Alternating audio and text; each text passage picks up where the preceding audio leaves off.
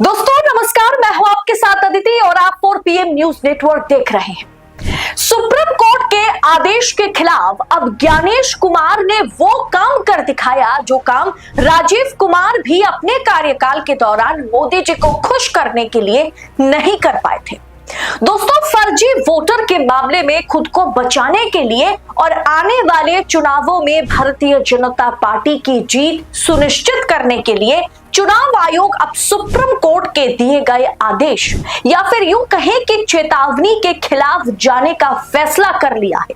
जी हां, आपने एकदम सही सुना। चुनाव आयोग जो है या यूं कहें ज्ञानेश कुमार जो है वो अब सुप्रीम कोर्ट के फैसले के खिलाफ जाने का मन बना लिया है।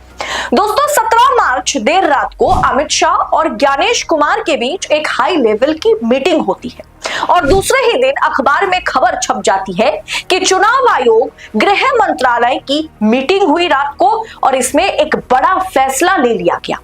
आधार कार्ड और वोटर आईडी को जोड़ने का फैसला ले लिया जाता है इस मीटिंग में। वैसे भी चुनाव आयोग सभी सीमाओं को लांघ चुका है, इसमें कोई दो राय नहीं। लेकिन अभी चुनाव आयोग ने जो फैसला लिया कि आधार और वोटर कार्ड को लिंक कराने का मामला जो है ये पहले ही सुप्रीम कोर्ट का चक्कर काट चुका है। लेकिन आधार और वोटर आईडी को लिंक कराने को लेकर के जो लूपहोल्स है उस पर पहले भी सुप्रीम कोर्ट ने सरकार को, चुनाव आयोग को चिताया था कि आधार और वोटर आईडी को लिंक करने के नुकसान भी है, लूपहोल्स भी है। 2015 में वोटर आईडी को आधार से लिंक करने की प्रक्रिया के दौरान जो है आंध्र प्रदेश और तेलंगाना के करीब 55 लाख वोटर्स के नाम वोटर डेटाबेस से गायब हो गए थे। आधार की संवैधानिकता यानी ये आधार जो है ये संवैधानिक है या गैर संवैधानिक है, अनकॉन्स्टिट्यूशनल तो नहीं है, इसे लेकर के मामला सुप्रीम कोर्ट पहुंचा था और सुप्रीम कोर्ट ने चुनाव आयोग को वोटर आईडी और आधार को लिंक करने से रोक दिया था। सोचिए, जिस पर सुप्रीम कोर्ट ने रोक लगाई हो उस पर उस फैसले को अब चुनाव आयोग ने पलटने का मन बना लिया है। इनमें सबसे प्रमुख याचिका 2012 में जस्टिस या रिटायर्ड के.एस. पट्टासामी द्वारा जो है दायर की गई थी। कोर्ट ने इस रोक के पीछे 3 तर्क दिए थे जो तर्क बहुत ज्यादा महत्वपूर्ण है। पहला कि आधार कार्ड के डेटा के साथ जोड़ने से आधार और वोटर आई कार्ड को जोड़ने से जनता की राइट टू प्राइवेसी का उल्लंघन हो सकता है, इसका गलत इस्तेमाल हो सकता है। दूसरा, आधार को वोटर आईडी से जोड़ने की वजह से वोटर लिस्ट में गड़बड़ी हो सकती है। कुछ लोगों को मतदान से वंचित किया जा सकता है जिनके पास वोटर आईडी तो है लेकिन आधार नहीं है। कुछ लोगों को मतदान से वंचित इसके जरिए किया जाएगा। सुप्रीम कोर्ट ने इस पहलू पर भी विचार किया और सरकार से लिंकिंग की जरूरतों पर स्पष्ट करने का आदेश भी दिया था कि आप इन तमाम मुद्दों पर हमें स्पष्टता के साथ जवाब दीजिए। तीसरा नंबर क्या था जिसे लेकर के सुप्रीम कोर्ट ने सरकार को चेताया था, चुनाव आयोग को चेताया था? थर्ड पॉइंट यह है कि सुप्रीम कोर्ट ने कहा था कि आधार को व्यक्ति की मर्जी से इस्तेमाल किया जाना चाहिए, ना कि इसे आप मैंडेटरी रूप से, अनिवार्य रूप से इस्तेमाल करने के लिए आम पब्लिक को मजबूर कर सकते हैं। सुप्रीम कोर्ट ने इसे सीमित करते हुए साफ तौर पर कह दिया था कि आधार का इस्तेमाल सिर्फ सार्वजनिक वितरण प्रणाली यानी PDS और LPG सब्सिडी जैसी कुछ कल्याणकारी योजनाओं तक ही हो सकता है, आप इसे वोटर आईडी के साथ नहीं जोड़ सकते। अब फेक एपिक नंबर से निपटारा पाने के लिए चुनाव आयोग वोटर आईडी और आधार लिंक को मैंडेटरी बता रहा है। यानी दोस्तों, मोदी जी के कार्यकाल के दौरान ही 2015 में सुप्रीम कोर्ट के justice J. Chelameswar, justice S.A. Bobde, justice C.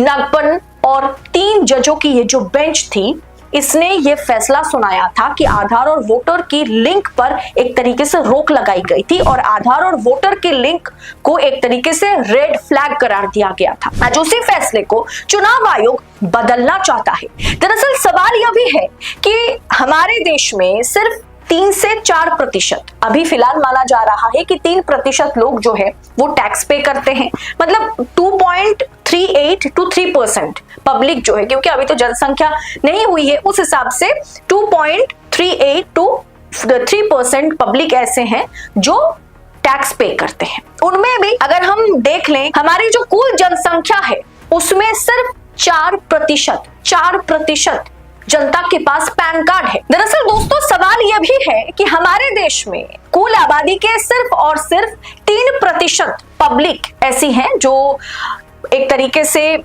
आप कह सकते हैं कि टैक्स पे करती हैं। टैक्स पेयर्स जो है वो महज 3% है और 4% आम पब्लिक के पास या 4% भारतीयों के पास पैन कार्ड है। अब 4% पैन कार्ड को आज तक आधार से लिंक नहीं करा पाए चुनाव आयोग, तो क्या 96% वोटर आईडी को ये लिंक पैन के साथ करा पाएंगे? क्या चुनाव आयोग ये सब कुछ बस माहौल बनाने के लिए कर रहा है ताकि 3 महीने का वक्त ऐसे ही जाया हो जाए? क्योंकि 3 महीने का मोहलत एक तरीके से चुनाव आयोग ने मांगा है ना सुप्रीम कोर्ट से, और फिर इस मुद्दे को ठंडे बस्ते में डाल दिया जाएगा। इसमें विपक्ष भी खुश और ये भी एक तरीके से आम जनता को दिखेगा कि देखिए वाकई मतलब चुनाव आयोग ने बढ़िया काम किया। इसलिए मैंने शुरू में कहा कि ये काम तो हमारे शायरी कुमार भी करके नहीं जा पाए, जो काम हमारे ज्ञानेश कुमार यानी राजीव कुमार की जो मतलब प्रो वर्जन है ज्ञानेश कुमार, उन्होंने आकर ही कर दिया। जिस फैसले को सुप्रीम कोर्ट ने पलटा था उस फैसले को अब मतलब ज्ञानेश कुमार ने कहीं ना कहीं सुप्रीम कोर्ट के खिलाफ जाकर के लागू करने के बारे में मन बना लिया है। आधार और वोटर आई कार्ड की लिंक पर आपकी राय क्या है? कमेंट कर अपनी राय हमारे साथ साझा जरूर करें कि आपको भी लगता है ये कुछ और नहीं, बस ज्ञानेश कुमार या चुनाव आयोग या सरकार किसी दूसरे पैंतरेबाजी अपना करके वोटर लिस्ट में कहीं ना कहीं धांधलेबाजी करने की कोशिश में लगे हुए हैं। आपकी राय हमारे लिए बेहद महत्वपूर्ण है, तो कमेंट हर वीडियो के बाद जरूर कीजिएगा। रिपोर्ट अच्छी लगी होगी तो लाइक कीजिएगा, शेयर कीजिएगा। फिलहाल मुझे दीजिए इजाजत और ऐसी तमाम खबरों को लगातार पाने के लिए 4 PM न्यूज नेटवर्क के साथ बने रहें। बहुत बहुत शुक्रिया आपका। जय हिंद, जय भारत।